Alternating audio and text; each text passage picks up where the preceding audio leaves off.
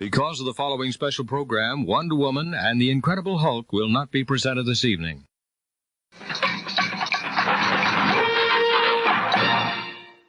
I'm JP Tuesday. And I'm Kiki Canon. We've been Disney fans our entire lives. And now, as childless adults, we're undertaking a journey through the media that shaped our lives. Trying to find out if what made them special is still there. We are Rewatching the Magic. Happy Life Day, Kiki. Happy Life Day, Tuesday. All these years, I'm still not sure what Life Day is, but we're celebrating it because we'll be talking about the Star Wars Holiday Special. Yes, a new holiday special is actually premiering on Disney Plus as the episode is being released tomorrow, which is the anniversary of this special's one and only airing. Yep. So every single extant copy we have of this thing comes from people who were recording it on VHS the night it aired. Yes, VHSs were around in 78. Which happened to be quite a lot of people. Yeah. We actually have quite a number of copies of this. Yeah, with and without commercials. Yeah, some people have gone through and edited out the commercials, but a lot of them retain the entire program as aired, including commercials. Commercials, depending on what region you are, you get local news. It's very similar to what we talked about a few months ago when we watched The Musketeers at Walt Disney World. And I'm still surprised that Disney kept those commercials on their streaming service. Yeah, it is quite fascinating. So let's you want to just get right into this? I mean, let's set things, because people kind of watch this as is and not wondering whose idea was it, where did this come from. We need to at least talk about the variety show. The concept of the variety show has been around pretty much since the beginning of television, but it was really everywhere in the 70s. Every celebrity that had any kind of merit had either their own weekly show or a one-off special. If you watch the Star Wars Holiday Special with commercials, it even advertises the following week a Lucille Ball variety show special. Yeah, any celebrity that was either up and coming or past their prime had a variety show in the 70s, either as an ongoing thing. This was when people like Sonny and Cher had their weekly variety series. Donnie and Marie Osmond. Donnie and Marie Osmond, yeah. Or they would do kind of a one-shot special, generally around some holiday or other special celebration, maybe for Sweeps Week if it was a big enough special, a big enough celebrity. I remember that there was a Brady Bunch variety special. Yeah, Brady Bunch had Carol Burnett did quite a few, although her weekly comedy show was also it would have counted as a variety show. The last surviving variety show, at least in my opinion, is SNL. SNL is, yes, sort of, in the fact that it has a musical guest each week. But if you've ever seen The Muppet Show, you understand what the 70s variety show was. And that was supposed to be the parody of the variety show. Yeah, it was. There was generally a celebrity that would come on, especially for the weekly shows. They would have a big celebrity guest. They might have like a Cirque du Soleil kind of performance, which we see in the holiday special here. They might have musical guests. They might have a stand-up comedian or an interview. They might have somebody who was maybe an actor come on and do some singing instead. That generally bombed pretty hard. Even the Star Wars actors were on these variety shows most of the time as their Star Wars characters. Mark Hamill did quite a few of them as Luke Skywalker. Including the Muppet Show. Yeah. Um, So that's yeah. how big Star Wars was in 77 and 78, because Star Wars was everywhere. Either the actors were on other shows guest starring, or those shows had skits inspired by Star Wars, where you would see some sort of variation of the cantina scene, kind of playing it up for laughs. Yeah, there's a pretty famous Donnie and Marie Star Wars bit where they dressed up as Luke and Leia, and Foreshadowing. they made a joke about brothers. Wait, we can't be Luke and Leia. We're brother and sister or something, because that was before that plot line was added. Foreshadowing. So, I always yeah. like to think that George Lucas was watching that and said, hey, that's a good idea. Yeah, who knows where Lucas gets his ideas from. Speaking of which, we can pretty much blame George Lucas for some of the worst parts of this. So yeah, Lucas has prevented this special from ever being properly released, because he is so embarrassed of this this show, the final version of this product. So CBS, the U.S. television network, comes to George Lucas. Star Wars is the big thing. Lucas needs something to hype up the upcoming Empire Strikes Back, the sequel, the big sequel to the biggest movie of the year. Granted, it'd be another year until Empire would be released, but you know, he'll keep that hype train going, sell some more toys. You know how George Lucas has always operated with this franchise. This was early enough in the franchise that people were worried that someone might forget Star Wars. Yeah. Like, now it's such the kind of ever-present thing in our lives that it's kind of hard to remember, especially for those of us who were born a few years later.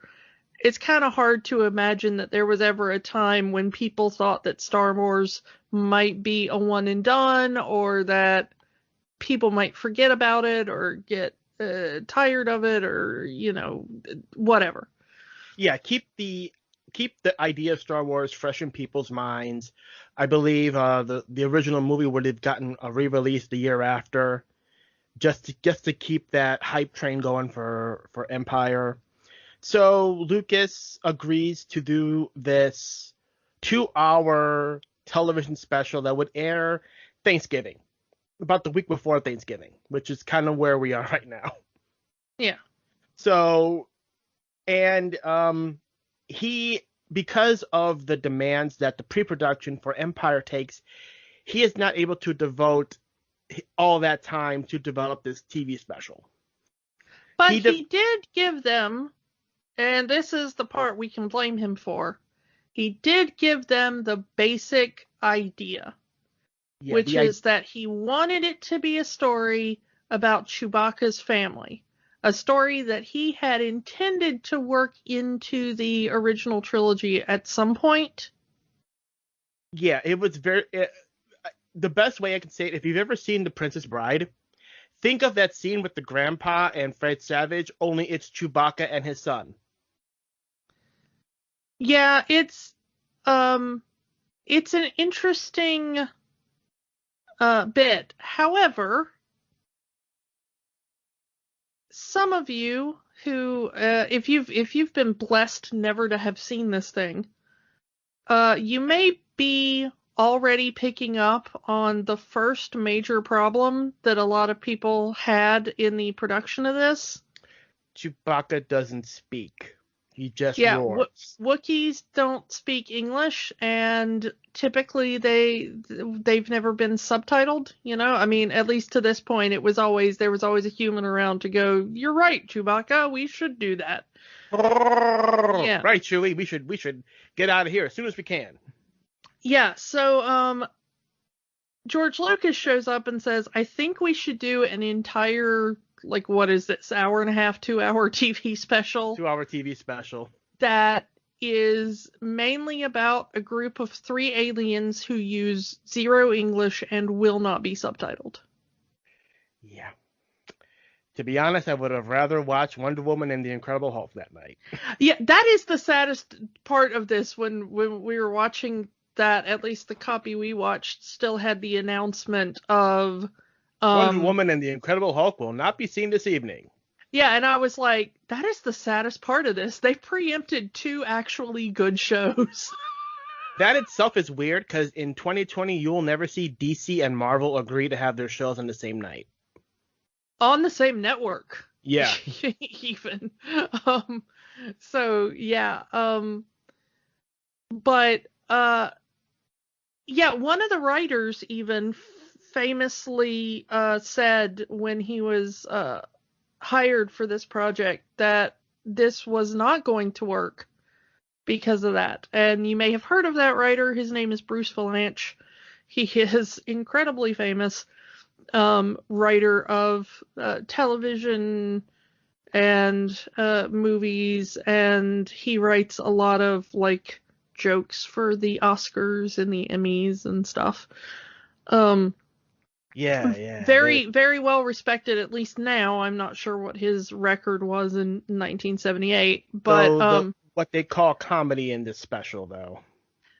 Well, let's not blame him entirely, because I've met the guy and he's actually funny, so something else had to be going on. This thing has like 10 writers on it. We can blame the other 9.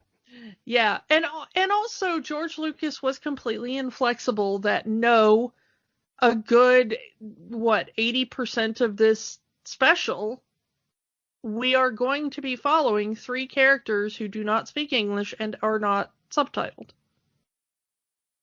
This is quite, it's like watching a Mr. Bean special with less comedy.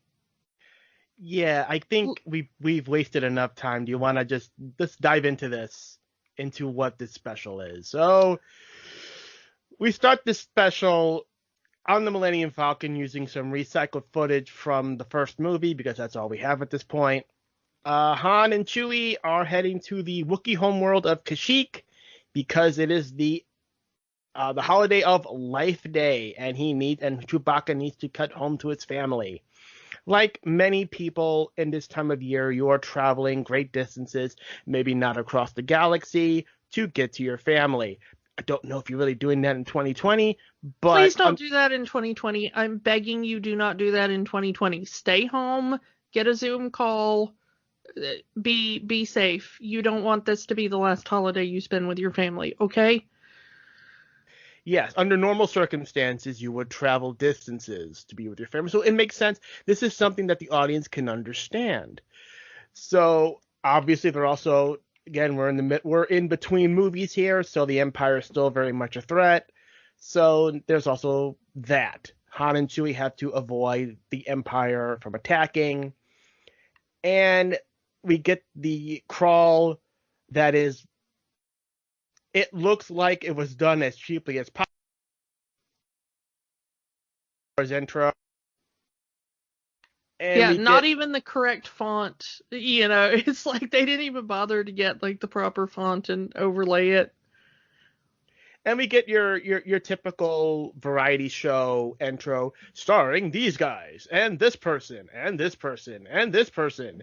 Special guest, this person. Yeah, that was one of the weirdest things to me in watching the old variety shows, is that there was always an announcer that would try to pep up whatever you were watching. And they would announce the title, they would announce all the guest stars, kind of like you have on a late night show. Yeah, SNL pretty much, yeah.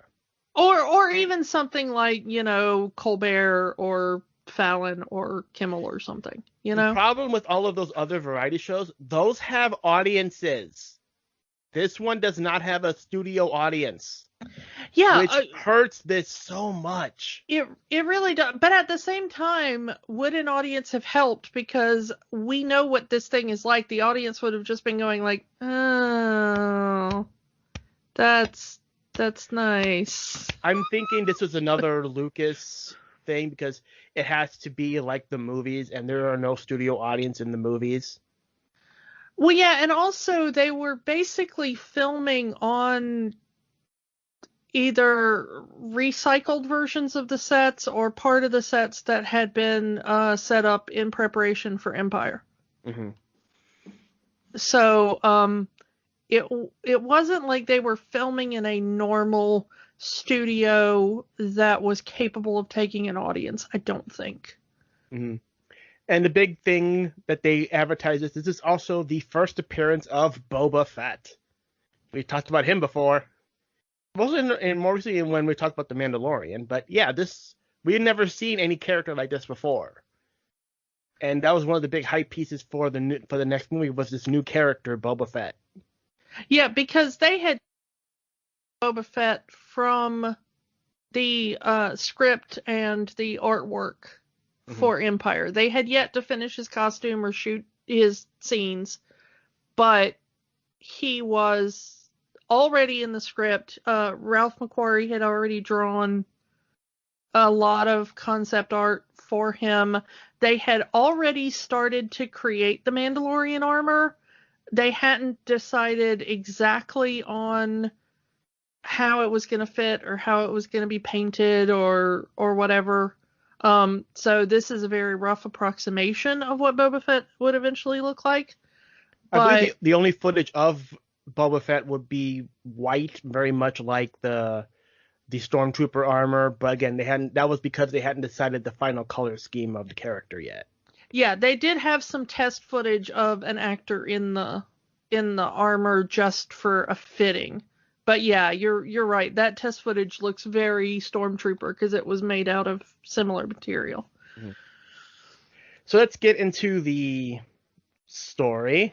Plot? Question mark? So we see the Chewbacca's family, his wife Mala, his father Itchy, and his son Lumpy.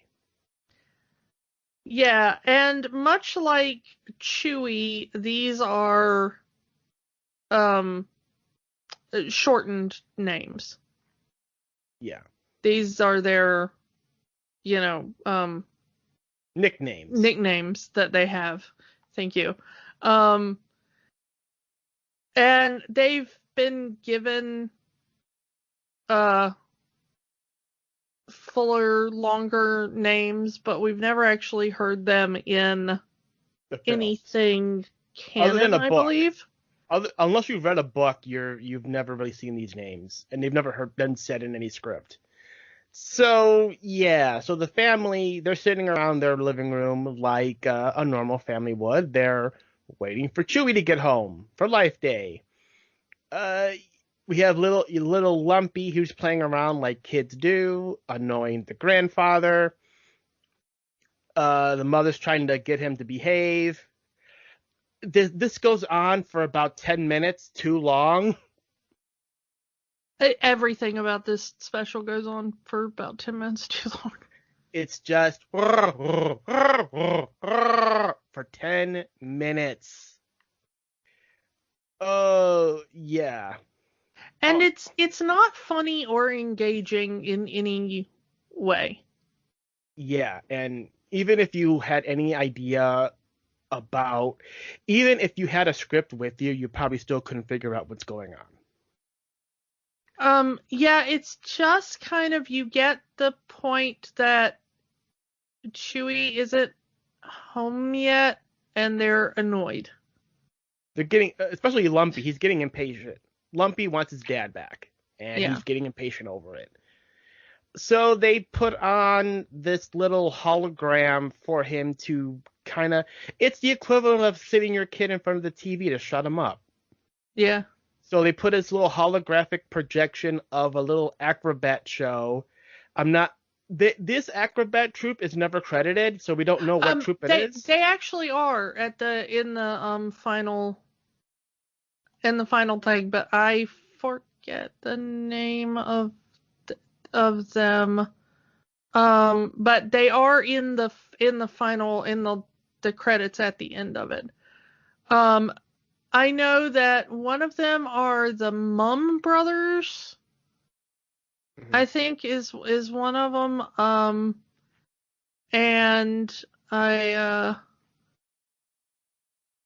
can't really find the other one now, but they are listed at the end if you the Wazan Troop. Okay. And the fact that they have to do this entire acrobatic routine while wearing these weird leotard half alien costumes, because they can't wear the full costumes, otherwise they won't be mobile. So it looks weird. Yeah, but they do have kind of alien heads or something on. Yeah. It's very hard to see because they are tiny and the resolution is not that great. Figure compared to a small child. The thing that always got me watching this is I kind of wondered, like, did these acrobatic troops like go home and be like, Mom, I'm gonna be in a Star Wars. This is my big break. Like, I always kind of wonder that about some of the like side actors that were in this, like the ones that weren't celebrity cameos. Yeah. Like, do you reckon like the people who played Chewbacca's family were all like, this is our big break? Like, I know you can't see our faces, but we're gonna be able to say we were in the Star Wars Holiday Special. It's gonna open doors. Like, CBS planning on this being an annual special that they would show every year. yeah, this was gonna be like the Charlie Brown special for them or something. Yeah. So, yeah, they do this very, very nice acrobatic stunt show routine that in a normal variety show would get lots of cheers and clapping and a proper introduction. Ladies and gentlemen, this troop, you know? Yeah. And they give it up again for the troop, yeah, and we'll be right back with B. Arthur. Yeah, but unless you have made it all the way through and bother to watch the credits, you will not know who this troop is. So it doesn't matter, and probably did absolutely less than nothing for their careers. So yeah, the story continues as Mala continues to getting impatient because her husband isn't home yet. Anyone who's gone through that with a significant other who is significantly late coming home might kind of, again, it's a way to connect to the audience, something that they would understand. I get that. So what do? You call their friends. And here we get our cameo of Mark Hamill as Luke Skywalker. Malibu Luke Skywalker. He's been at the tanning bed. Yeah, and the sad thing is that there is actually a reason why Mark Hamill looks nothing like himself and does look like a dolled up Barbie in this. Was this right after the accident? This was right after his car accident. He had to have reconstructive surgery on part of his face. There was still a lot of scarring and everything that was healing. So they basically just like applied foundation with a paint knife, and I think he's wearing like a different wig and stuff because they didn't have the correct wig or whatever. But he looks nothing like Luke Skywalker in this one. And it's also why they had Luke go through with the Wampa in the second movie to kind of explain him having the scarred face. Yeah. But in this one, they just put on 4 pounds of makeup and hope nobody noticed. So he looks very, I don't know, it's almost an uncanny valley kind of thing. It looks like someone made up to look like a living doll. He looks like he was overcooked at the tanning salon. Yeah, and his skin tone is very, very off because they didn't quite match the makeup properly. Poor Kenny Baker. He doesn't even get a chance to be in this movie. No, he was not. And this was kind of the first time that a lot of the side actors were credited, like Anthony Daniels.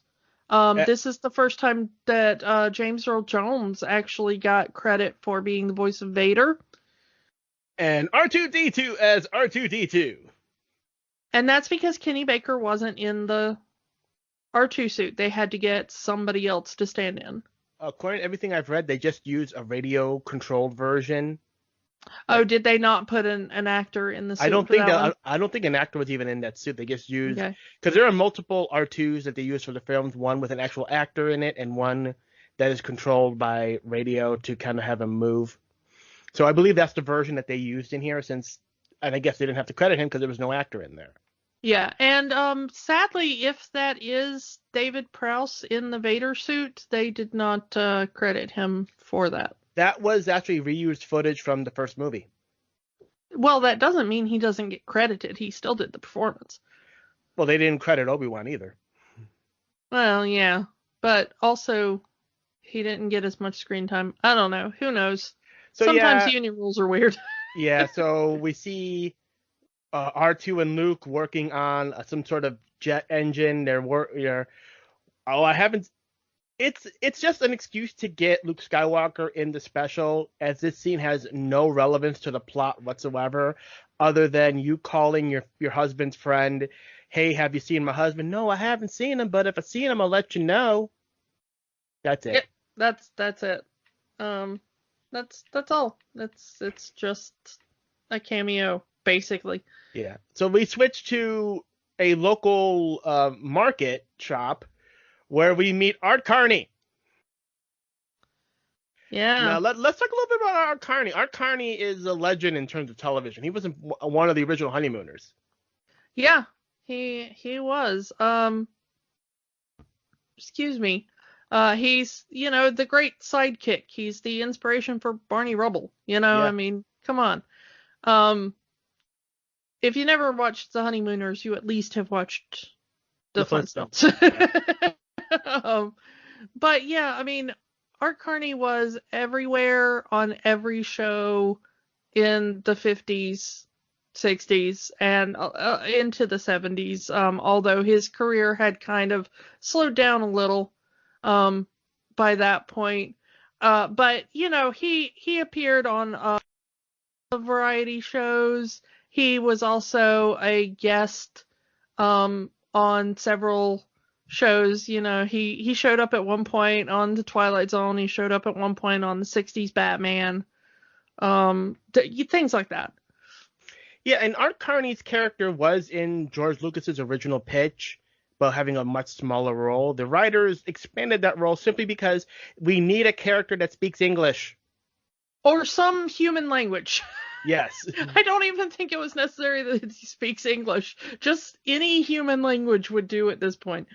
What struck me about this, it's been a few years since I've seen this, and honestly, whenever I watch this, it's always with some Rift version. Mm-hmm. Most generally the Rift Tracks version, which is one of the few ways you can actually buy a copy of actually the only way I know of legally that you can buy this footage. But a lot of people have done their own kind of riffing tracks to this and put it up on YouTube or whatever. So generally I usually watch it with somebody making fun of it, because it is painful to watch on its own, let me tell you.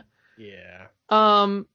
But actually watching it and forcing myself to focus on what little dialogue there is, it is fascinating how much Art Carney's character uses racism to appeal to the Imperials that he deals with. Yeah. Because he talks about, like, hey, look at all the stupid garbage that Wookiees want to pay me for. And, well, here later he says something about, well, it's Wookiee food, so it's not that great, but, some of it's edible, and, and he only does that around the Imperials to kind of make them think he's one of them, because part of his character is that he has, like, Imperial ID, he feeds them misinformation, and he's generally, excuse me, he's generally there to kind of spoil Imperial workings on Kashyyyk in order to help the Wookiees and the rebellion. Yeah, it's implied that he has been a longtime friend of Chewbacca's family for quite some time. knowing them for many years. He actually goes to their home at one point in the special, and it's very much, hey, where's my hug kind of deal. So yeah, so he's dealing with these Imperials who don't want to pay for anything because they're the Empire. What you gonna do? Yeah, they steal one or two items from his shop, and he kind of goes like, "Oh yeah, I was gonna give that to you as a gift anyway. Have fun. Bye." So yeah, there's a little thing with Mala calling Art Carney, asking where Chewbacca is, and your shag carpet is on the way. It's being delivered by hand, solo. Yeah, Nice. he says that the woman who made it by hand, solo, all alone. Yeah. Real slick there, Art. Real slick there. The But Empire. of course, fascists are stupid. So the Empire doesn't pick up on it. So yeah, so that's Art Carney's, and we'll see more of Art Carney in the special. We get our one and only appearance of Darth Vader, which is again recycled footage from the first movie, where he says he wants as many soldiers on Kashyyyk as possible because rebels have been spotted on the planet, and he wants to make sure they find all the rebels. That's it. That's all the Darth Vader we have in this entire special. And of all the cameos of Star Wars actors, it's the only one that ties into the plot. Yeah. So let's skip on to me, the most memorable part of this special. Well, we do get just like a couple of more seconds of Han and Chewie on the Millennium Falcon right after we see Darth Vader, and basically they're trying to outwit a bunch of TIE fighters. They're in a firefight. Some of the cannons on the Millennium Falcon are broken and they're not working right, and things seem dire for our heroes. Yeah. I mean, it plays up like the first movie. Falcon is just a flying piece of junk. So Mala just goes about her day and tries to make life day dinner by watching a cooking show hosted by Harvey Korman in drag. Can we talk a little bit about Harvey Korman? Harvey Korman was well known for his appearances on the Carol Burnett show. He was one of the major players on the Carol Burnett show, which was still running at this time, and a massive show on time. He would later go on to work on a spinoff from Carol Burnett's show called Mama's Family. He also had his own variety show at one point called The Harvey Korman Show, but you may know him a little bit better for his work with Mel Blanc. He's in Blazing Saddles. I mean, Mel Brooks, thank you. Okay. I'm so used to us talking about voice actors on this show. Mel Brooks. He was in Blazing Saddles as Hadley Lamar. Headley. Yeah, he's in High Anxiety. He shows up in History of the World Part 1. All the way up until Dracula. Up until Dracula, yeah. So he has a long history there. He's also a voice actor. We just mentioned the Flintstones having, in relation to Art Carney and the Honeymooners doing that. Well, you will remember him if you ever watched the Flintstones, most notably as the Great Gazoo. Dum-dum. Dum-dum. So, yeah, I mean, Harvey Korman's a legend. Come on, you can't. And he's a legendary comedic actor who is terribly unfunny in this special, and it hurts me. It hurts my little comedic loving soul that such a legend like Harvey Korman is given such bad material to work with. And he tries. Bless him. You can see him dragging this turd through the mud, trying to get it to go somewhere. And it just does not work. Yeah, cooking shows were all the rage. To bring it back, cooking shows were kind of the rage in the late 70s and through the 80s. Like Julia Child shows and stuff like that. So it again to have a parody cooking show and this thing doesn't make sense for Star Wars, but does make sense for 1978. Yeah, and he is very definitely trying to do a Julia Child parody here. Yeah. He is very definitely trying to do that sort of cadence and that kind of style. It almost works. Yeah. But the thing is I think they didn't go far enough with it. As weird as this special is, I think that the idea of trying to see Star Wars as something kind of serious really hampers this special, because the special is trying to be a comedy. Yeah. But it's also trying to be Star Wars, but we can't make fun of anything that is kind of intrinsically silly in Star Wars. You can, in unofficial material, as we've talked about before, other variety shows have made fun of elements of Star Wars, but an official Star Wars thing making fun of itself, Lucas would never stand for it. This was intended to be part of the canon. That was the intent for this special. Up until the point when it aired and everybody looked at it and went, "Oh, that's crap." And I think the comedy from this scene is supposed to be Mala being a bad cook or not understanding the instructions on the video. Well, the thing is that she's anatomically incapable of following the instructions because the chef has 4 arms. And so the chef is like, you take your first arm and you stir, and you take your second arm and you whip, and then you take your third arm and you beat, and you do it all at the same time. But Mala only has 2 arms, so she can't do that. So it's like, is it really Mala's fault? And I think that's where the comedy is coming from. And I think the comedy's come from the wrong angle. Make the comedy come from the chef, not the comedy coming from Mala. Or even go, like, crazier with it, Yeah. You've got your 4 arms, and then you've got your prehensile tail, and, And your lizard tongue and whatnot. Yeah, you're gonna need, 4 live slugs from a rare planet, and, I think they kind of did it better on Futurama, to be honest. Yeah. Because their jokes on Futurama. Part of me feels like this was done in one take, because you can see, like, the wig is starting to come off of Harvey Korman's head.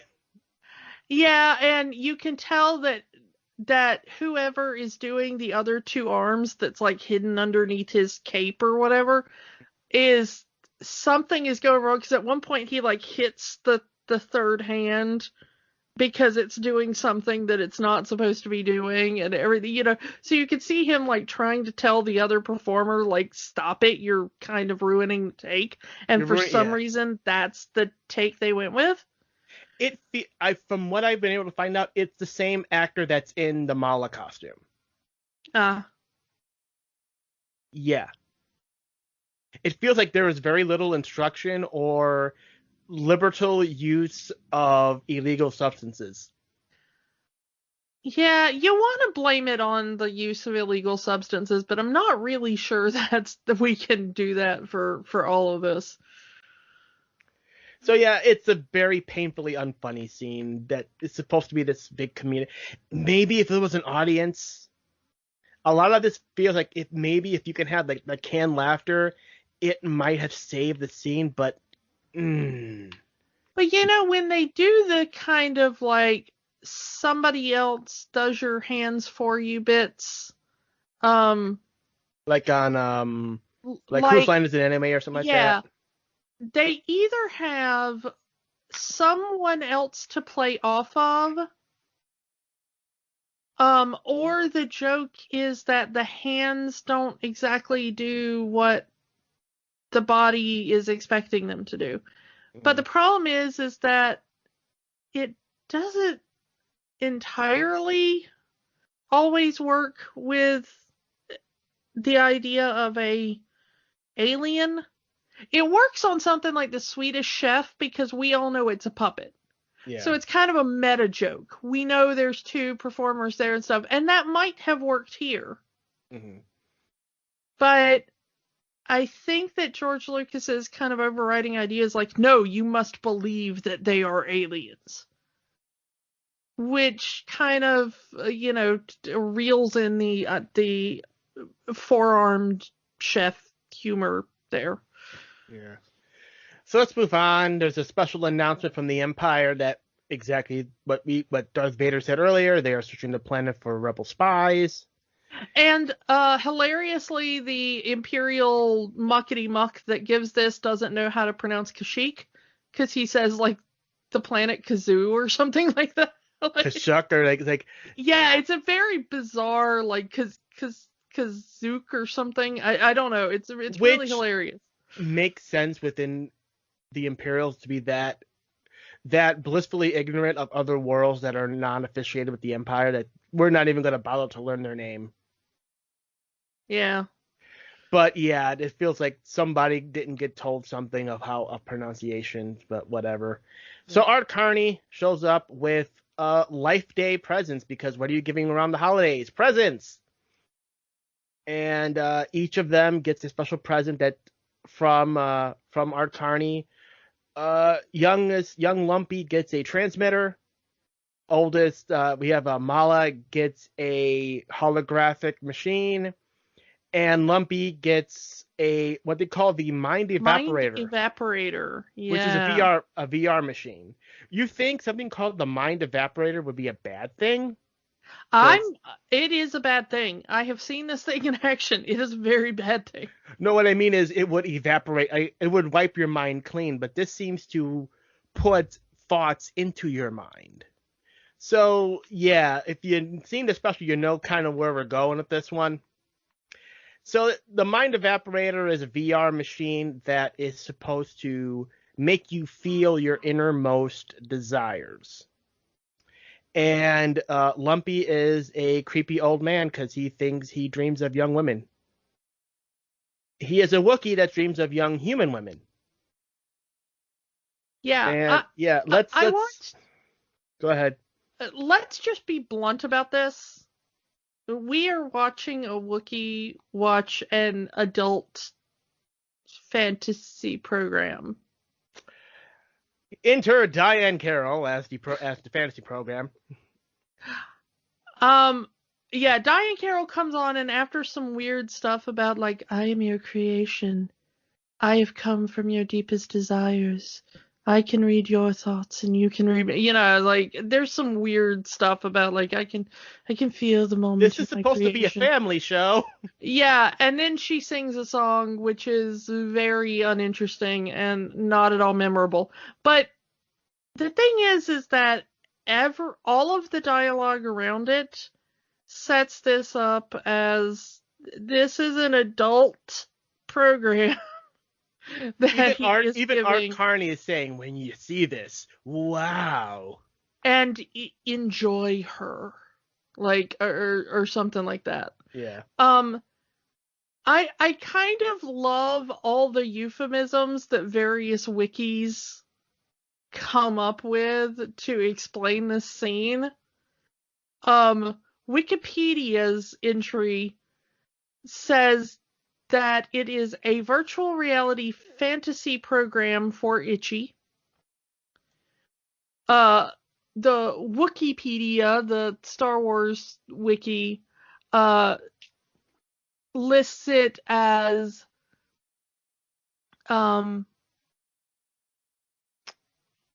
Itchy watches with excitement as a human female sings a song. Yeah, so it's VR adult entertainment. Yeah, it's the closest you can get to that on 1978 primetime television. In a family show. Yeah, in a family show. It is very uncomfortable. And it is, if you don't know what you're going into and you watch this for the first time, this is very uncomfortable viewing. And Diane Carroll was a big name at the time. She was like Broadway royalty. Yeah, and I mean, And she's really giving Trying. this her all. She is. She is just giving us everything she's got with the acting of, I am your creation. I am your desire. I've come from your mind. Says a lot about Itchy that he's fantasizing about young human women. Yeah. But then again, do we really need a 5-minute musical sequence of a female Wookiee going? Yeah. So, After that acid trip. Oh boy, this acid trip is just doesn't even make doesn't no, even that's describe. later when we get to Jefferson Starship. Anyway, we have another scene where Mala is calling her husband's friends because her husband's late coming home, and we get our cameo of Princess Leia and C-3PO, Anthony Daniels and Carrie Fisher. Bless Anthony Daniels for doing this. Granted, a lot of these actors probably didn't have a choice. It was in their contracts to do this stuff. Yeah, nobody really wanted to do this, and they somehow talked them all into doing it. The story I love is that Carrie Fisher had demands for this special. 2 demands from what I remember that she said herself. She wanted a song, and she wanted to keep the script and the footage. She got one of those things. I believe she got the script. So she has one of she's one of the few people in the world that has the original Star Wars Holiday Special script. I always heard that she also has official footage, but George Lucas had given her a copy of the official footage. Her joke was that she would play it at parties whenever she wanted the guests to leave. When the party was over, she would put on the holiday special to scare away anybody in the house. Space Mom giving the finger as she always does. Yeah. This one is it's all right, but it's just as boring as the Luke thing. It's just kind of like, is Chewbacca home yet? No, he isn't. Well, I'm sure he and Han will get there. Let us know when he gets there. Okay, bye. We get another scene of Han. Harrison Ford is completely uninteresting. He just does not want to be there. Bless Harrison Ford for doing this. He was the last one to sign on and the one who put up the most fight. They really had to pull teeth to get him to do this thing.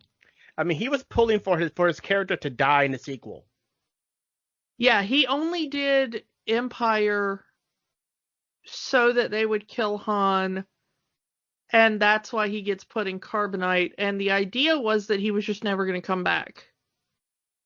But they were able to kind of, once again, I guess, throw enough money at him or whatever it is Harrison Ford wants. But it's why he did the Force Awakens. They finally killed him off.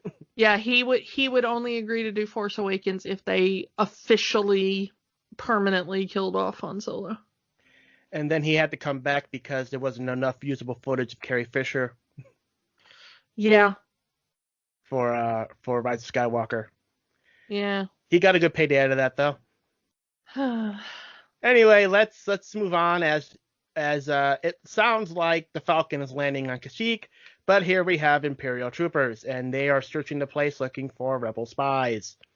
This is where we get the scene that Kiki mentioned earlier of Art Carney being full-blown Wookiee racist to the Imperials because he wants them to believe that he is one of them. Yeah, he sells them the idea that I'm just making a delivery. I don't really like working with these Wookiees, but whatever. And try the Wookiee Yookies. As far as Wookiee food goes, they're edible. Yeah, and I like that Wookiee Yookies is a recurring joke in this thing. Yeah, that Mala has made some kind of food called Wookiee Yookies. Yeah, I also thought that maybe there's some sort of cookie, or they could be anything. But anyway. Yeah, there is an official Star Wars cookbook called Wookiee Cookies or something that has a recipe that is supposed to be similar. So this is where you get the Stormtroopers kind of trashing the place, looking at stuff. To distract them, Art Carney activates the holographic projector that he gave Mala just to, keep them distracted, and we get our concert of Jefferson Starship. Because when your name is Starship, you have to be in a Star Wars thing, apparently. Yeah, I don't know how long before. I think didn't they start out with the name Jefferson Airplane and then they went to Starship, or did they do Starship and then Airplane? They were Airplane. I remember there being Airplane first, then Jefferson Starship, and then they were just Starship. They had dropped Jefferson. Yeah, I don't know. Maybe they kicked Jefferson out of the band. Who knows?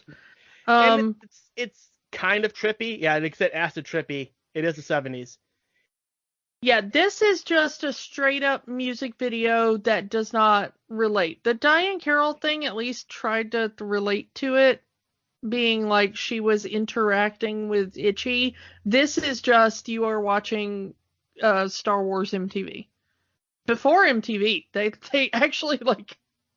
Again, this is variety. Again, if this was a variety show, ladies and gentlemen, Jefferson Starship, yay! Yeah. But yeah, it's again another pretty forgettable musical number. It's kind of I can't say ruined, but it constantly cuts between Starship's concert and what's going on in the Wookiee household. Yeah, and honestly, this song is not one of their better ones. They eventually released it on an album as like a B-side or something, but it hasn't gone down as one of their greatest.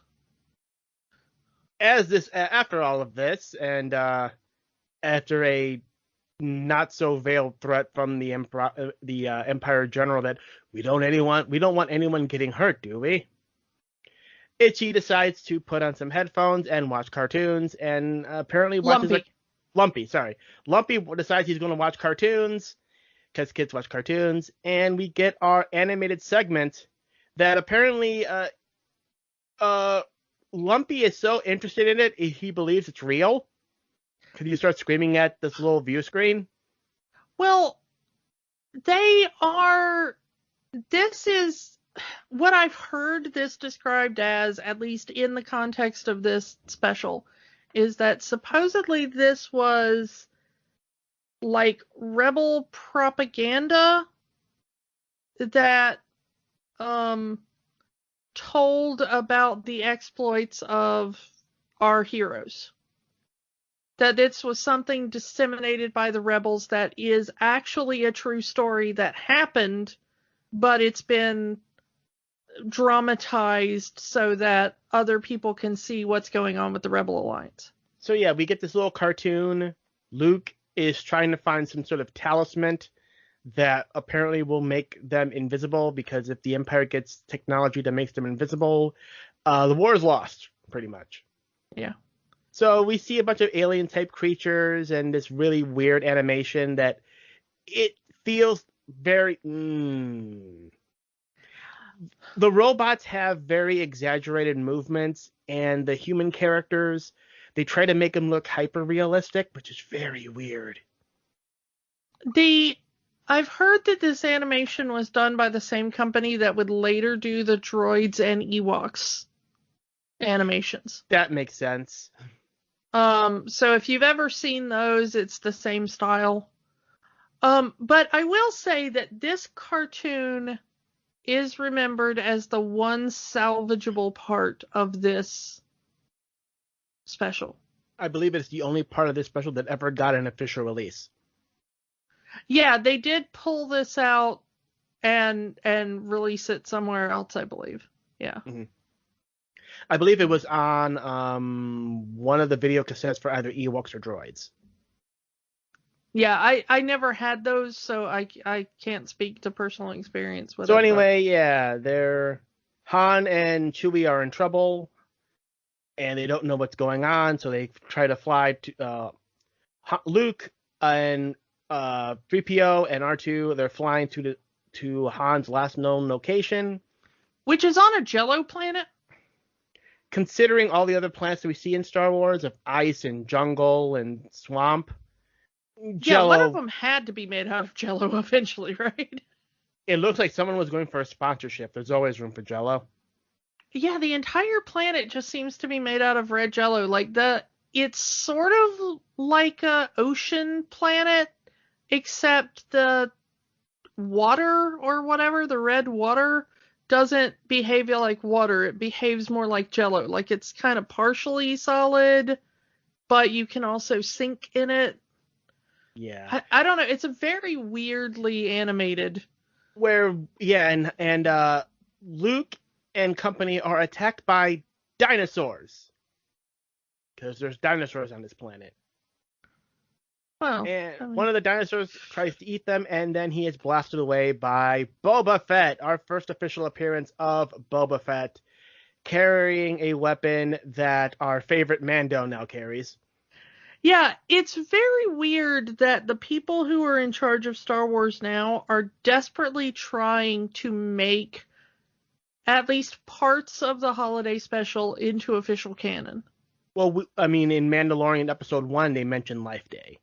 Yeah, they've mentioned Life Day a couple of times. Mandalorian, he now carries the weapon that we see Boba Fett using in this.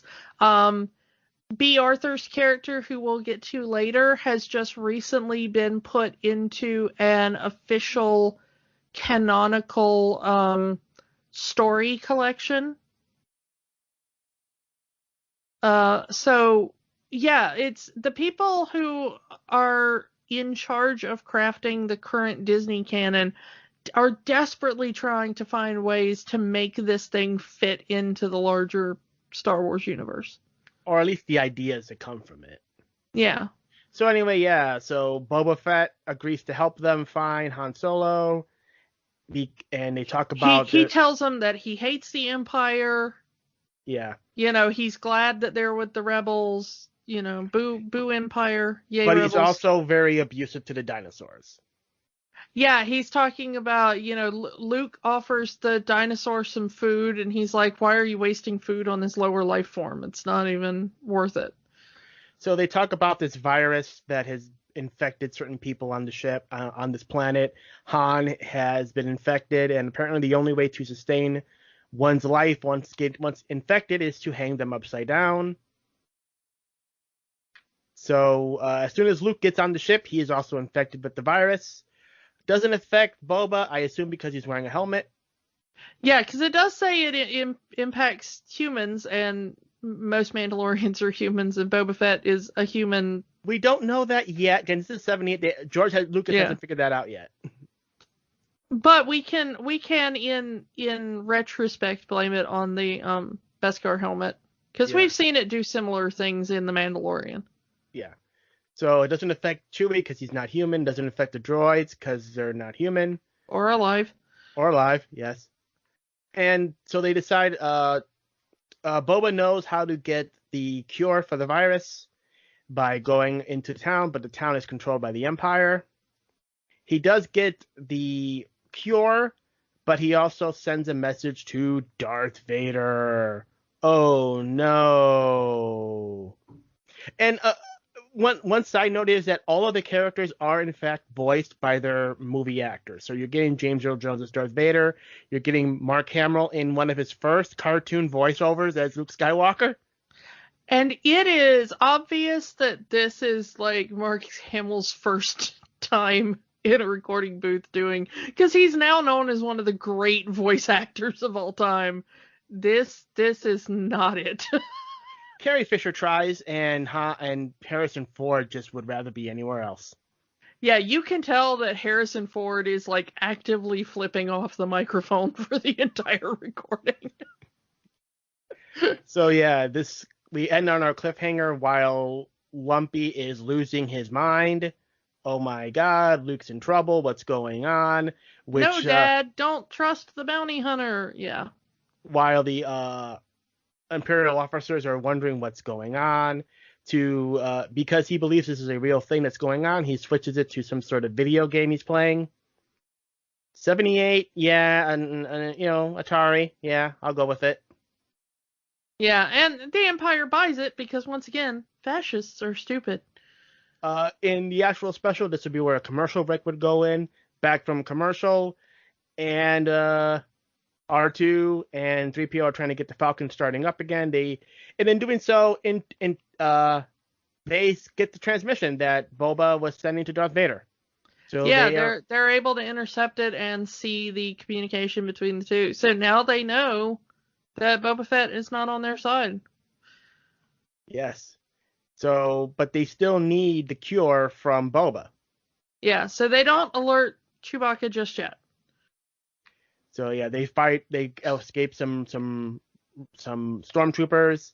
I love that you get a hint of Boba Fett's allegiance even without seeing the thing with him and Darth Vader, because they do the kind of G.I. Joe thing where Boba Fett takes his blaster and fires over the heads of the stormtroopers. Yeah. Like, oh look, I'm fighting back, Chewbacca, but like he's not even aiming at them. And Chewbacca just grabs the blaster from him and like one shot takes out the entire speeder that the stormtroopers are riding on. Yeah, and they get back to the Falcon. They give Luke and Han the antidote, and they're cured. They're saved. Hallelujah! It's a life-day miracle. And then R2-D2 is like, Boba Fett's a bad guy. Yeah. And Chewie roars, and it's translated as, yeah, I knew he was a bad guy. You didn't need to tell me. Yeah, I love that Chewie says he didn't smell right. And the thing is that the entire cartoon, Chewie has been sniffing and making weird faces. Yeah. Whenever Boba Fett is around. So I love that they actually, like, paid that off. It's actually a pretty good cartoon. And then, yeah, Boba Fett escapes.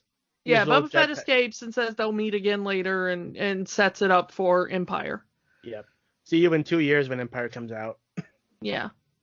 Where but I want to stop and talk about this a cartoon as a whole, just for a second. Mm-hmm. Because this is the only part of the special that really is redeemable and feels like Star Wars. Mm-hmm.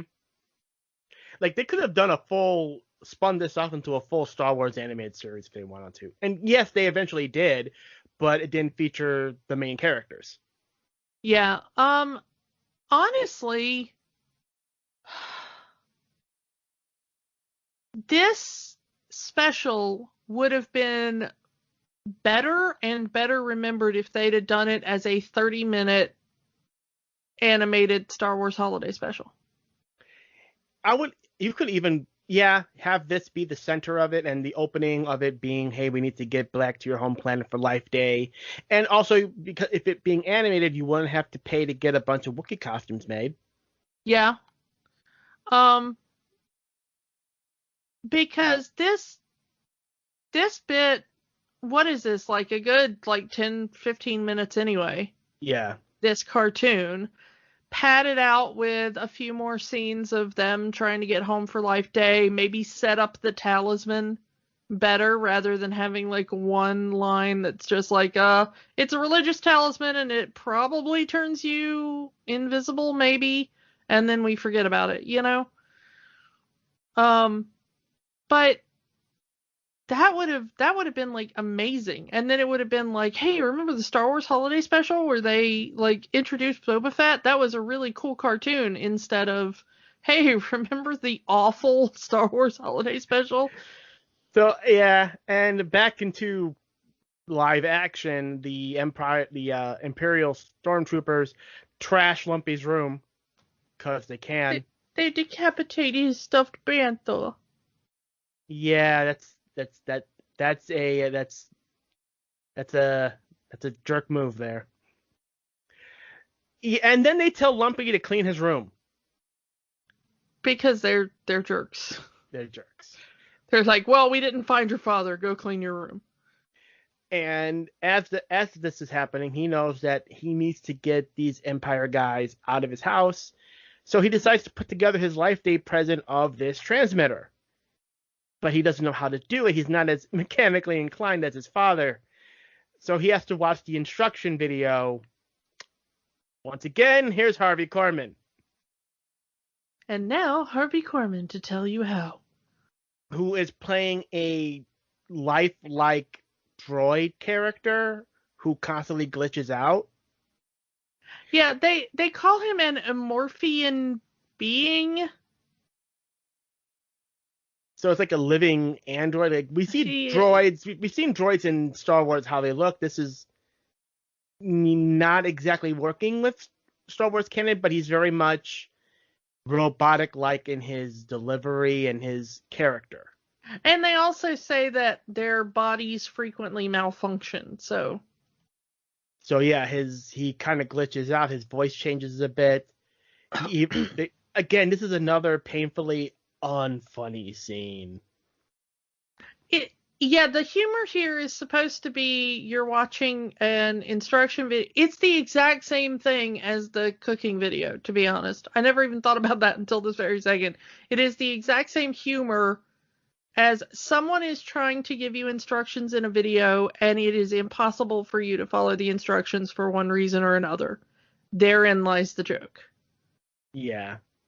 In the first one, it was you need 4 arms to do this, and Wookiees only have 2. In this one, it's that the malfunctioning being does not give you complete instructions. And it's weird. It's just weird. You have your tools, and tries to make a funny thing by feigning pain. Like, ow, this is sharp. Or I'm going to say this right now. What kind of company would release this as an official video with a malfunctioning host? Who knows? Nothing about this special makes sense. Don't try to make it start now. Lumpy is able to decipher what the instructor is trying to do, gets the transmitter together, and puts out this transmission that says, all Empire return to base, all Empire return to base at once, in this very monotony robotic voice. I assume it's some sort of translator because he's kind of yelling into what looks like a microphone. And I guess it translates that some kind of way. So, and the Imperial officer buys it. All right. We've got an order to return to base. We're getting out of here, but you stay here. You keep an eye on the place in case the father of the place returns, because we haven't found him yet. Yeah, we actually skipped a little bit. Yeah. Because there is our one final cutaway scene between Lumpy trying to put together the transmitter and Lumpy getting it working, which is when we get our B. Arthur cameo. Yeah, okay, so apparently the original idea for the scene was it was supposed to be part of a plot, but they've reworked this to be, this is sort of a reality show before reality shows were a thing. Well, it's Imperial propaganda, and there's a narrator that comes on as the program starts that says all Imperials must stop what they're doing and watch this video. It is going to show you what life is like on planets not yet fortunate enough to be under Imperial control. It is going to make you feel better about how your life is so much better than theirs. And that the program may contain scenes of like depravity or something. Yeah. We are going to show you how bad the other half lives so you can feel better about living your way. Again, honestly, that actually does fit into 2020. Well, yeah, and it also fits into the racism of the Empire, because the only thing depraved about the scene that comes next is that humans and aliens are enjoying a bar together. It takes place in the Mos Eisley Cantina. Yep, and we have our cantina band. You know, you know what I'm talking. And we see many of the same aliens from the first film including the Wolfman alien that was cut out of the special edition. I missed you, buddy. Yeah, I mean, they reused all the same costumes and Why is Greedo here? You died, Greedo. maybe it's just another Rhodian. Maybe. Um, Yeah, go ahead.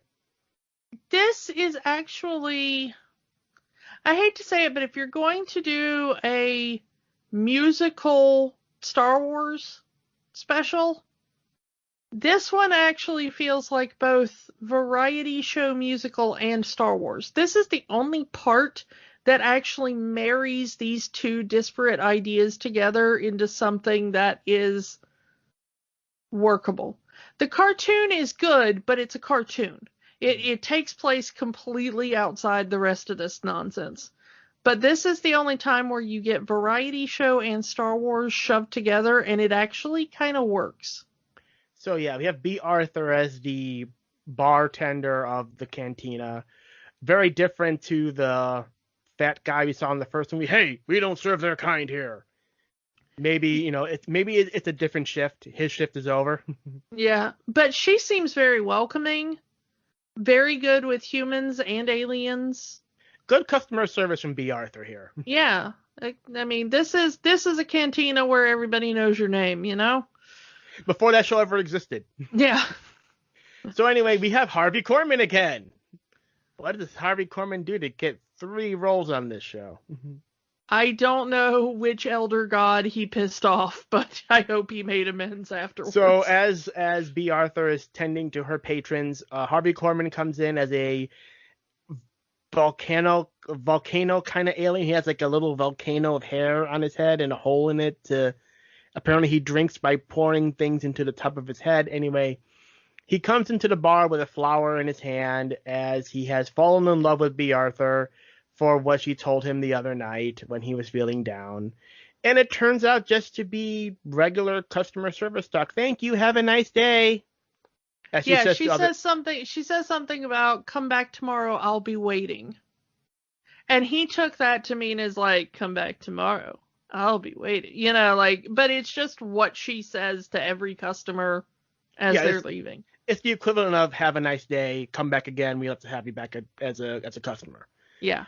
But he takes it the wrong way. He thinks that B. Arthur is in love with him, so he brings flowers. He's tried to flirt with her. She wants nothing of it because she doesn't remember all the people that come into her bar.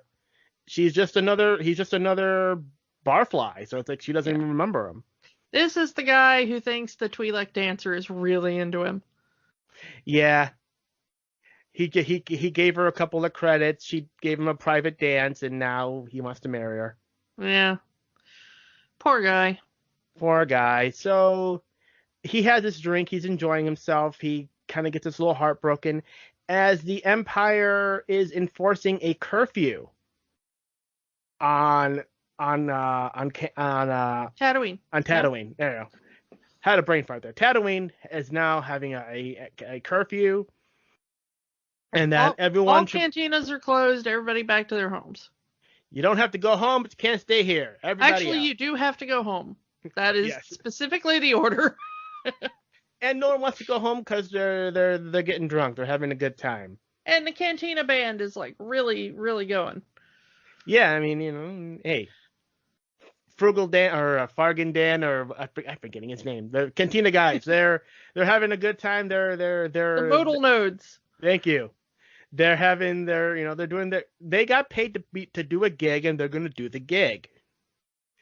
And even to the point where they're angry. Well, she says, well, drinks on the house for the rest of the night for you guys. Just go. Yeah. Eventually, she tries to get everyone to leave. The Empire's taken over. We need everyone to go. They don't want to go. All right. One more round for everybody on the house, but you have to leave. And everyone agrees. And so she has this big song and dance number over, it's goodbye, but not forever because they're shutting us down. This song actually kind of works. It's the Cantina song with lyrics, but they slowed the tempo down. It's dun dun dun dun dun dun.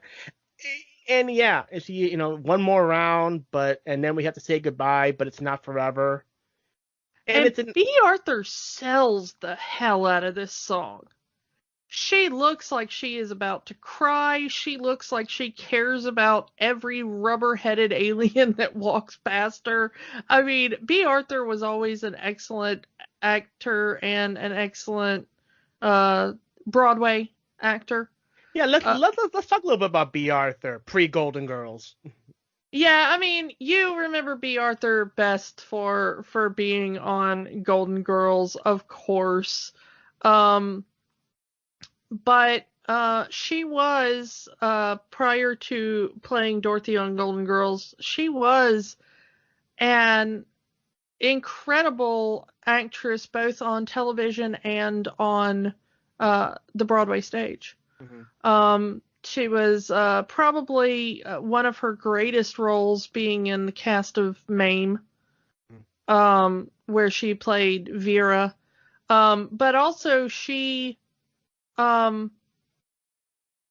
starred in a TV series of some note called Maude, which was a spinoff of All in the Family. So she, started, Maude and Archie Bunker kind of had their little tussle on the show, and then she went on to her own show, which then became kind of a big feminist touchstone in the 70s. Maude was really thought of as a feminist icon. And between, her show and Mary Tyler Moore's show, and then the spin-offs of Mary Tyler Moore's show, like Rhoda and stuff like that, it was a big explosion of kind of strong women roles on television, and B. Arthur was at the front of that. And then, of course, she ended up, starring in Golden Girls, and that's probably what most of us remember her for today, at least those of us in our age group. Thank you, B. Arthur, for being a friend. Yeah, and B. Arthur was just an absolute legend, and one of the greatest, but she kind of shows all of her talents in this one. She's got that musical thing. She's got the comedy that we would know on Maude and Golden Girls. And the sass. And the sass that we would remember for both of those characters. But everything about this scene really works. It's so weird. It's kind of a little gem right in the middle of the rest of his awful special. And you can, like you said, you could tell that this is hurting the character. She has to close this bar, kick out all of her patrons, and she doesn't know if the bar will ever reopen. Again, 2020 right there. Yeah, and the interesting thing is she is sad enough at the end that she finally accepts the flower from Harvey Korman's character, but they never show anything more than that. Considering she's probably depressed, she probably took him home, had a mistake, and then never talked to each other ever again. It turns out that probably not, because if I remember correctly, when she shows up later in that story that I mentioned, that is canon, I believe that she is married to a woman at that point, which is said to be roughly so it's probably why she wasn't really into his advances. I mean, Rise of Skywalker showed that same-sex relationships do exist in a galaxy far, far away. I mean, you can blink and you'll miss it, but yeah, technically that's in there. Yeah, a scene short enough that we can cut it out for the China release. Anyway, let's get back to the story here. As I said, Lumpy gets the transmitter working. The stormtroopers leave except for one who's told to stay behind because they've been told that 4 Wookiees live in this hut and only 3 are there, so wait until the 4th comes back. And is at this time that the stormtrooper that does stay behind sees the transmitter, destroys it. You destroyed this kid's brand new toy. He just got it for the holiday, you mean, mean monster man. And is at this time that Han and Chewie showed up, and time for the fight scene, or as much of a fight scene that we can get with no stuntmen and no choreography. Yeah, this is about 2 seconds of fight as Han Solo knocks the blaster out, and then the stormtrooper goes to charge him. Han steps out of the way, and the stormtrooper falls over the balcony of the Wookiee treehouse and plummets hundreds of feet to the forest floor below. And we get our Star Wars Wilhelm scream. Yay, Wilhelm scream. Granted, you can really tell he doesn't like Harrison Ford doesn't like being here at all, but the fact that he is able to, he's carrying and holding on to Lumpy, character-wise, he is very close to Chewbacca's family. Yeah, you can tell that Lumpy is very comfortable with Han. Uncle Han. Yeah, and like this is Uncle Han. This is, he gets there, he's hugging Nala, he's hugging Itchy, it's like he's a family friend. He's there, he's checking on his family's friends, what's going on, but he doesn't stay very long because he needs to get out of there before the Empire impound Falcon again.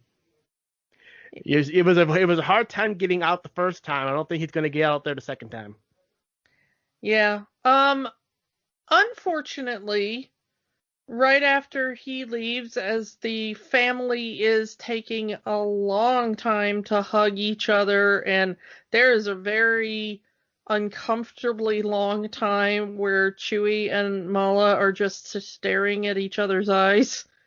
And they can't exactly kiss because the Wookiee face masks don't really allow for that, so they just kind of stare a really long time into each other's eyes, and then they hug.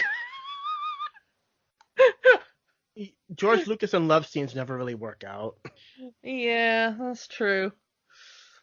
So yeah, the same Empire official that we've been seeing for the whole special calls back in to see what's going on with the stormtrooper who hasn't reported in yet.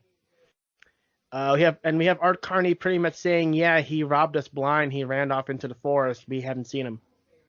Yeah, and he took all our food and he deserted from the Empire. Have fun trying to find him. And they buy it. Well, we'll send a search party for him. And, they're not going to have any suspicions at all when they found his dead body at the bottom of the tree. Yeah, I was thinking, you've got a corpse at the bottom of your tree. Maybe you should send somebody down there to, drag it at least a little bit further away. Maybe maul it to look like some animals got to it. I don't know. Free meat. You can always now you can have enough meat to make your Life Day dinner, Mala. Yeah. Do something with it, but that's all I'm saying. So yeah, now that that's over with, Art Carney bids his goodbyes versus I'm a Happy Life Day, and we have the Life Day celebration where they're wearing robes and they just disappear and then they reappear wearing robes. Apparently, at the Tree of Life. At the Tree of Life, yes. Apparently, the reason for the robes was because they could not afford all of the Wookiee costumes that they needed for the scene. So they just put a bunch of stunt Chewbacca masks on a bunch of actors and just put them in robes. Yep. Yeah. You can always tell where the budget, if any, for this special went, and they just kind of walk into this ball of light in this spectrum universe thing, and they're at the Tree of Life to celebrate Life Day, and there's our cast. There's Princess Leia, there's Luke Skywalker, Han Solo is there, and there's the droids. R2, yeah. The entire cast is together for the only time in this special.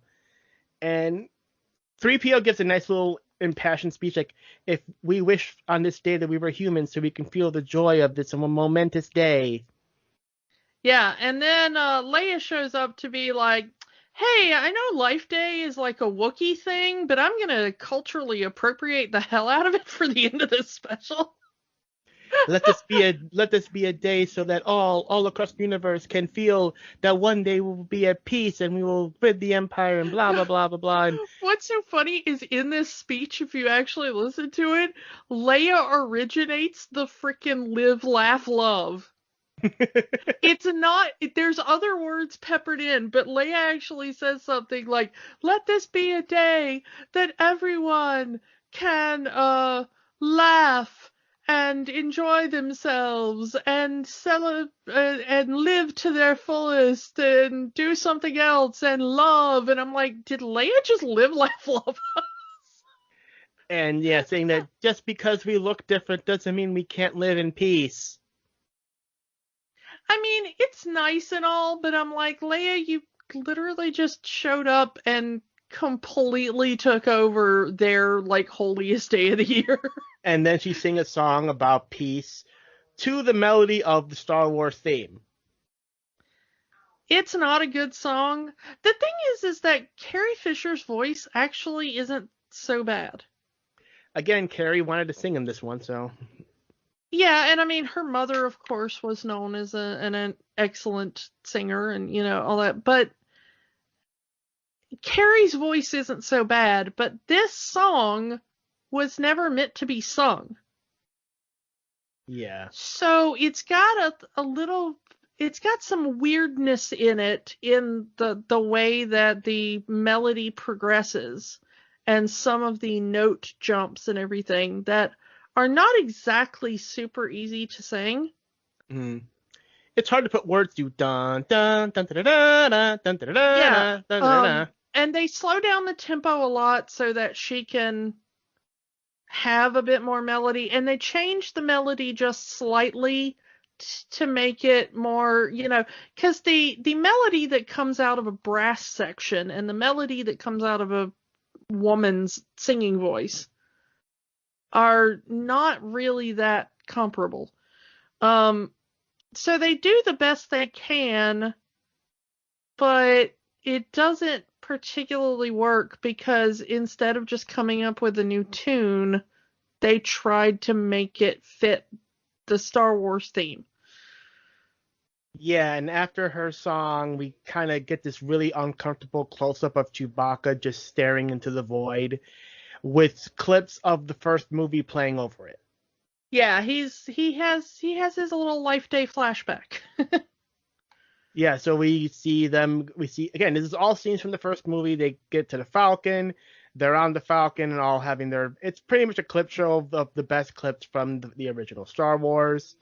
Probably that Chewbacca is in. Yeah, probably the first time these clips have been shown on television. Yeah, I mean, outside of like a commercial or some other trailer, then yeah, I do believe this would be it. Yeah, and again, we get Obi-Wan with no credit, no lines, just reading Him footage. standing next to his friends as they get medals, and Leia completely stiffs him. Yeah, and one more commercial break, and then we're back at the Wookiee household as they're enjoying Life Day dinner, and they hold their little goblets in the air, and I assume say some sort of Wookiee prayer, and they bow their heads to pray, and that's the thing we end on. Just the silent them with their bowed heads at the dinner table. Since this was a Thanksgiving special, I assume they're saying Thanksgiving Day grace or whatever. Yeah. They wanted to have it both ways. They wanted Life Day to be Christmas, Thanksgiving, Thanksmas. You know. Yeah. Oh. And that's the end of the special. That's the Star Wars Holiday Special. The interesting thing is that the behind the scenes of this had a shocking amount of talent. Yeah. Stan Winston, the amazing Stan Winston, who's won like Oscars for his work on, Terminator and stuff like that. He made the Wookiee costumes, and in fact, he actually upgraded the Wookiee masks, and a lot of his stuff would be carried on to later films. Ben Burt, another Oscar winner, is back doing sound design, did all of the Wookiee sounds. Bob Mackie, who is one of the most impressive costume designers in the history of ever, created some of the costumes. I'm guessing that he, at the very least, created the Diane Carroll gown, because that looks to me like a Bob Mackie design. Nothing else in this series, this special does. I already mentioned Bruce Valanche in the writing department and stuff. So the thing is that just looking behind the scenes, this should have been much better than it was. And the reception for this special was just terrible. There were some people who gave some praise to it with like the use of the costumes and the use of the original actors, but it's like the special even then was panned for being just an ununderstandable mess. Yeah, especially since most of it, as we've said before, was kind of a silent film. Yeah, with no subtitles, no direction, no narrator.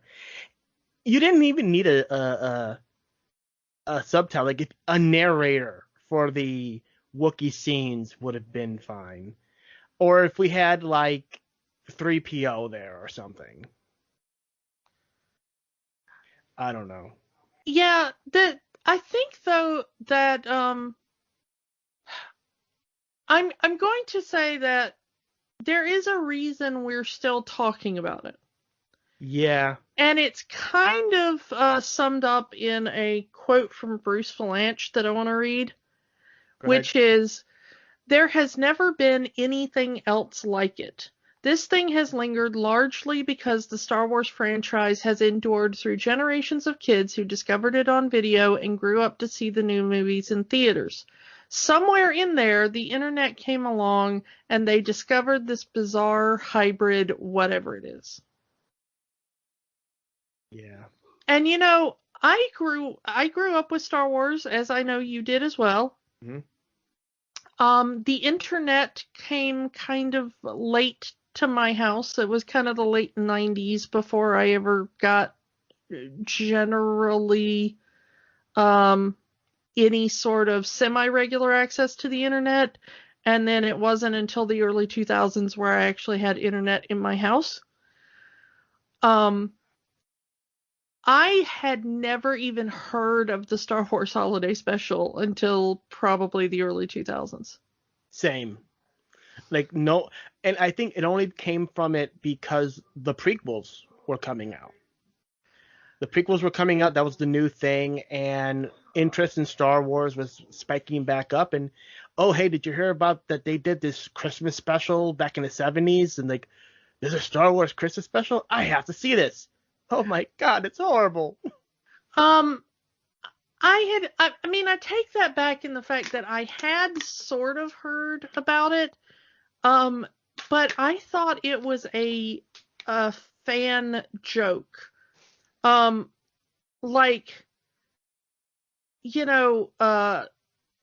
People would make all of these like Star Wars fan films. Mm-hmm. And they would be parodies or jokes or whatever, and before YouTube was a thing, if you went to sci-fi conventions a lot, there would always be a video room, and they would play these kind of weird little fan films or maybe old interviews with celebrities that you may not have seen before. And it was generally just kind of trafficked VHSs around. And I would hear people say, like, "Oh, I watched the Star Wars Holiday Special in the video room last night. It's so funny." And to me, it sounded like a fan film. Yeah. It sounded like something like Troops, which is cops, but with stormtroopers. Mm-hmm. Or the Jedi Hunter, which is Boba Fett, but it's the Crocodile Hunter. Both of which are amazing, and you can probably find on YouTube right now, so go look them up if you've never seen them. But they were the sorts of things that you would just if you were a little bit drunk or tired maybe, and you wanted a place to sit down for a little while and calm down before your next round of drinking or whatever at the convention, you'd wander into the video room and you'd watch some of these, random films.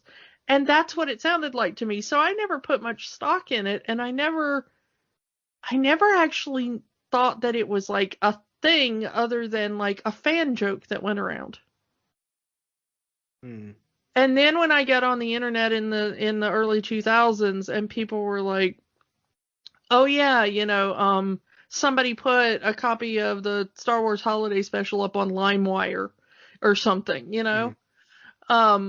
one of those. LimeWire, that's a flashback. Yeah, exactly. It's like one of those early, sharing sites or whatever.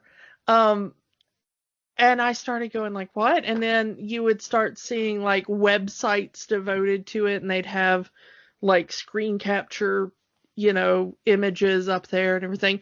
But I didn't actually see it until after YouTube was a thing, and somebody uploaded a full copy up on YouTube. And I think that was the first time I actually got to watch the full thing. Yeah, I mean, there's dozens of copies on YouTube. You can find them, and they're always uploaded around this time every year anyway. And honestly, with and without commercials. Yeah, honestly, neither Disney nor the subset of Lucasfilm nor anyone else really ever bothers to copyright strike them. About the only thing they ever get copyright strikes for is there is a bit at the end of the montage at the end does have just the Star Wars theme playing over it. And so the automated content system might hear that and strike it. Yeah, it is the John Williams music. Say what you will, they did use the John Williams music in this special. Yeah. So, but the rest of it, like, nobody ever bothers to take it down. It's like they don't actually care enough. They've disavowed. I mean, George Lucas disavowed this. He's like, supposedly he had every hard copy of this destroyed because of how embarrassed he was over the final product. He actually said he wanted to, if he had enough time and a big enough sledgehammer and the energy, he wanted to go around to every convention and smash all of the bootleg tapes just to make sure that every copy of this got killed. Unfortunately, we live in the age of the internet, so it will never die, George. Well, yeah, now it won't, but this was before, when it was the only way you could find it was to find somebody selling a dumb VHS bootleg at a convention. Hey, I got the Star Wars Holiday Special. What do you got? I got like the original pilot episode of Star Trek. Want to trade? Cool. Yeah, it was one of those things. But a lot of people have kind of started to have a bit of a soft spot. And it's either people who grew up watching a bootleg copy that they got at a convention, or the people who discovered it on YouTube. Yeah. There is something so bizarre about it that even though it's kind of painful to watch, and it is just 17 kinds of awful, you can't get away from it. It like sticks in your head, Yeah. And now we have a new Star Wars Holiday Special coming out with Disney and Lego working together, and it's already, based on just what they've shown so far, 100 times better than what we had before. And a lot of it is something that you said earlier. With George Lucas no longer having a direct involvement with the franchise, they're allowed to make fun of themselves. And there's a lot of meta and I don't jokes. think this will be canon either. No, it's not. So that gives them a lot more flexibility. Now that they've allowed things like, Robot Chicken or the Family Guy parodies and stuff like that. But I think one of the best commentaries I've ever seen on this thing came from the TV show The Goldbergs, where it actually talks, the series is set in the 80s. It's always set as in 1980 something we were doing whatever. Mhm. But one episode weirdly talks about the main kid who is a huge Star Wars fan getting ready to watch the Star Wars Holiday Special. In 1978. In 1978, yeah. So it's a bit, they messed with the timeline a bit there, but it's a good episode because he is so thrilled with it, and people are like, that kind of his family kind of says that kind of sounds ridiculous. Why would you want to watch that? Like, what about Star Wars is holiday, And he said, yeah, but it's Star Wars, and Star Wars can never be bad. Like, everything about Star Wars is good because all he's got is A New Hope to go off of. Yeah, can you imagine that character in modern day? He probably would be one of the gatekeeping haters of the sequel trilogy. Maybe, but he watches it and immediately gets so depressed. He considers smashing the VHS copy he made of it because, of course, he had his machine set. Mm-hmm. And he's like standing there with a hammer, like trying to figure out if he should destroy the tape and everything. And his, oh, no. I messed up. They didn't actually show him watching it live. He got a bootleg copy. That's what it was. He got a bootleg copy. This was after he had seen Empire and Return of the Jedi, and he had gotten a bootleg copy, and he says, can you believe that there's something Star Wars I haven't seen? Okay, so he watched it, and he said, but it's bad. But Star Wars isn't bad, but this is bad. How can this be both Star Wars and bad? In that very little kid way. What year did that episode come out? 2016. Of course. But this is a kid in the 80s. In the 80s, did you think Star Wars could ever be bad? I mean, did any of us really think Star Wars could be bad until, we got to the prequels? Yeah. But he watches it and he says, but it's bad. How can I understand that my treasured media also has bad parts in it? That's what he's trying to get in his brain. How can the media I love be flawed and yet I still love it? And his grandfather says, well, didn't you tell me that Boba Fett was in this? And he said, yeah. And he says, Boba Fett's cool, right? And he says, yeah, I love Boba Fett.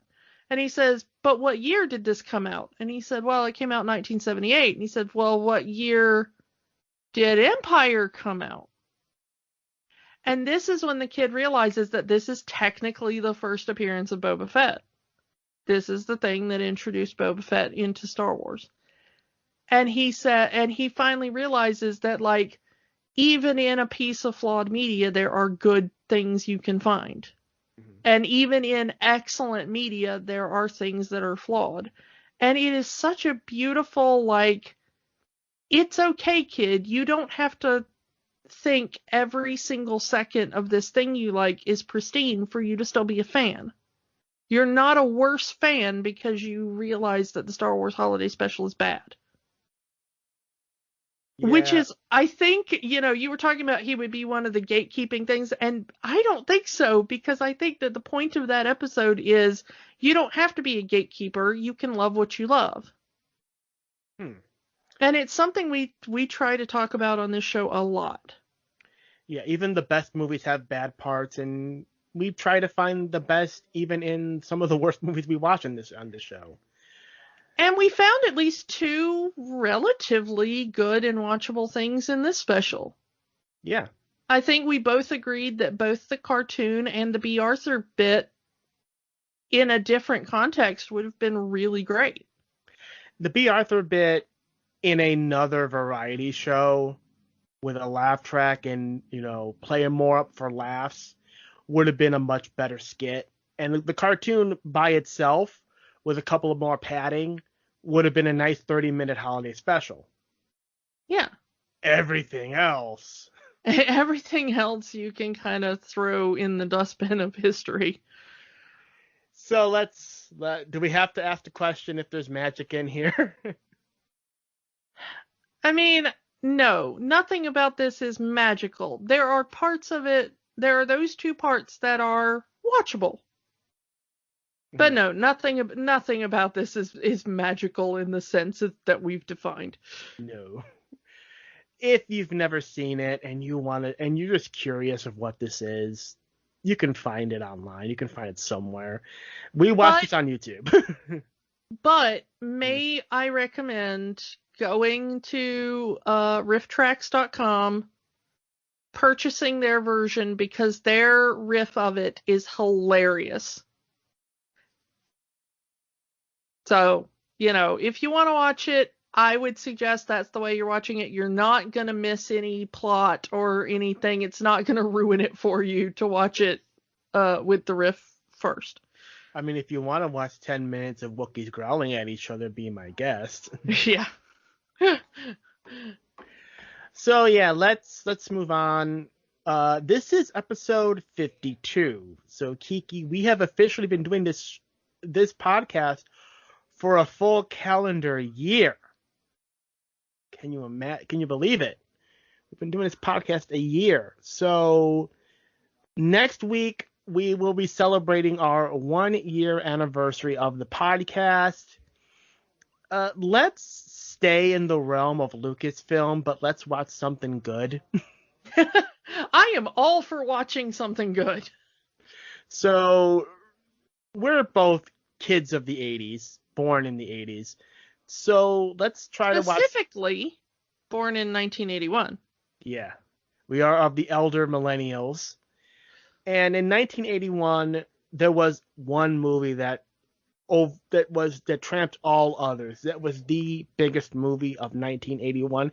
And technically Disney owns it now since they bought Lucasfilm.